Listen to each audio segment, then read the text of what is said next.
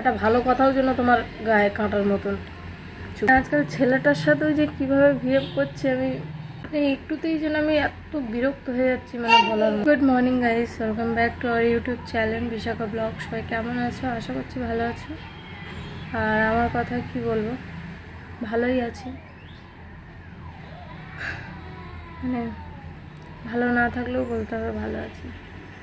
Seriously বন্ধু, ভালো লাগছে না কিছুদিন ধরে, মানে এতটাই ডিপ্রেশনের মধ্যে চলে গেছি যে কিছু ভালো লাগছে না, কিচ্ছু ভালো লাগছে না। মানে বলবো কি, কিছুই ভালো লাগছে না। তো এখন বাজে 10:35 আর আমি ভিডিওটা এখন করছি। আর আজকে হলো বুধবার। ঘরের সমস্ত কাজ করে খিদে পেয়েছে খুব জোরে, কারণ তুমি ডিপ্রেশনের মধ্যে যাও, টেনশনের মধ্যে যাও, মরতেও যদি যাও তো যাওয়ার আগে তোমাকে খেয়ে মরতে হবে। আর খিদে এমন একটা জিনিস, মানে সয় না। তো এই জন্য একটু চা করে বসে পড়েছি। আর ভাবছো যে হঠাৎ মাত্র আমি এরকম ধরনের কথা কেন বলছি। তো কি বলবো, রিজন তো অবশ্যই আছে যার জন্য বলছি। আর সব কিছু পাবলিকলি করতে চাইছি না, কিছু কিছু জিনিস পার্সোনালি রাখার চেষ্টা করছি। বাট সিচুয়েশান আর অবস্থা যদি সেরকম হয় তো অবশ্যই তোমাদের সাথে শেয়ার করব। বাট সিরিয়াসলি আমি আর পাচ্ছি না। মানে আমি যে অন্য কারোর দোষ দিচ্ছি তা কিন্তু না, আমি আমার কথাই বলছি। আমি নিজের থেকেই মানে টায়ার্ড হয়ে গেছি, নিজেকেই আর নিজে চালাতে পারছি না। নিজের এই যে চিড়চিড়ানি ভাব, নিজের মানে সবসময় ঢেস মারা কথা, মানে লোককে বলি, সেই সবগুলো না আমি আর নিতে পারছি না। এই যে সবসময় একা সেরে ভাব, একা, এই যে জানি না আমি এরকম ছিলাম না, আমি যে কেন এরকম হয়ে গেলাম সত্যি আমি জানি না। একা সরে ছিলাম না, চুপচাপ ছিলাম না, আর একটু কথায় রেগে যেতাম, করতাম। কিন্তু এখন কেউ যদি আমাকে 1000টাও কথা বল দেয় না, হয়তো পাল্টে জবাব দিই, কিন্তু এই রাগটা আর আসে না। রাগ আর দেখাবো কার কাছে?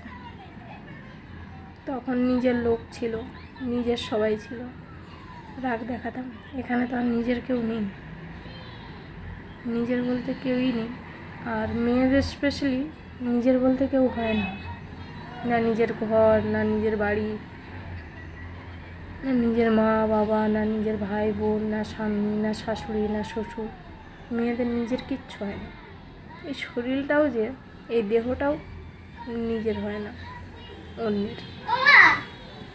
মানে আজকাল ছেলেটার সাথেও যে কীভাবে বিহেভ করছে, আমি মানে কি বলবো, যেসব কথা ওকে আমি কোনোদিন বলি না, সেসব কথাও আজ ওকে আমি বলছি। কি বলবো, এই একটুতেই যেন আমি এত বিরক্ত হয়ে যাচ্ছি, মানে বলার মতন না, এত বিরক্ত হয়ে যাচ্ছি। ওই তো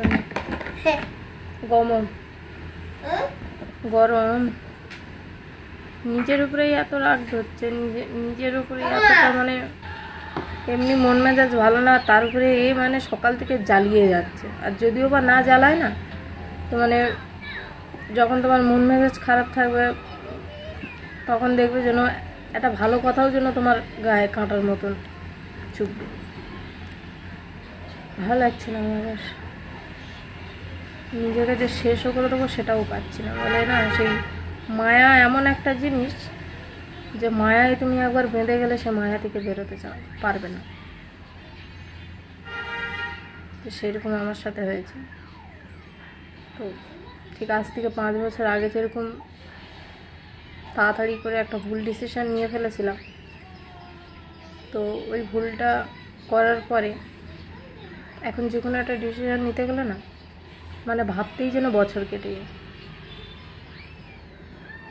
যে সেই ভুলের ভুক্তভোগী আজ এই অবস্থা। আবার একটা হয়তো ভাবছি ভালো হবে, আগে গিয়ে দেখা যাচ্ছে সেটা খারাপ হচ্ছে। ঠান্ডা হয়েছে, খাও। সব দিক থেকে নানান রকম চিন্তা ভাবনা করে আর ভালো লাগছে না। সকাল থেকে ভিডিও করিনি আমি। ওকে,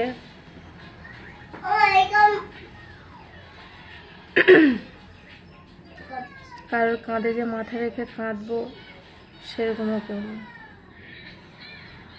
আমার মনের কথা যে কারোর সাথে শেয়ার করবো, কষ্ট সুখ তার সাথে যে শেয়ার করবো, সেরকম কেউ নেই।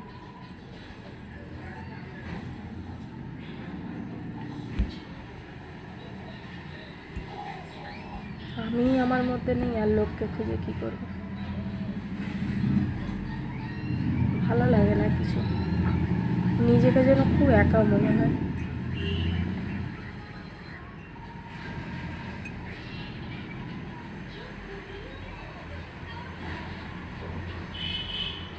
পাচ্ছি না, ফ্যামিলি প্রবলেমের জন্য বেরোতেও পারছি না, ফ্যামিলি প্রবলেমের জন্য থাকতেও পারছি না। না, ফ্যামিলি প্রবলেম আমি ঠিক বলবো না, কারণ এই প্রবলেমটা ঘরের কারোর জন্য না, তো আমি এটাকে ফ্যামিলি প্রবলেম বলবো না। ভালো লাগছে না আজকে, আর কোনো ব্লগ কিছুই বানাবো না। তো রান্নাবান্না কী হবে জানি না, আলু ফালু কিছুই নেই, সবজি সিদ্ধ করে ফেলি, কুকারে সিটি মেরে ফেলি। আর আজকের ঘরের শ্রাদ্ধ, মা আছে, মা চলে যাবে। চলো, আর বলার মতন কিছু নেই। মানে তোমাদের সাথে যে পুরো খুলেও শেয়ার করবো সেটাও পাচ্ছি না, কপালই এরকম আমার। চলো, বাই।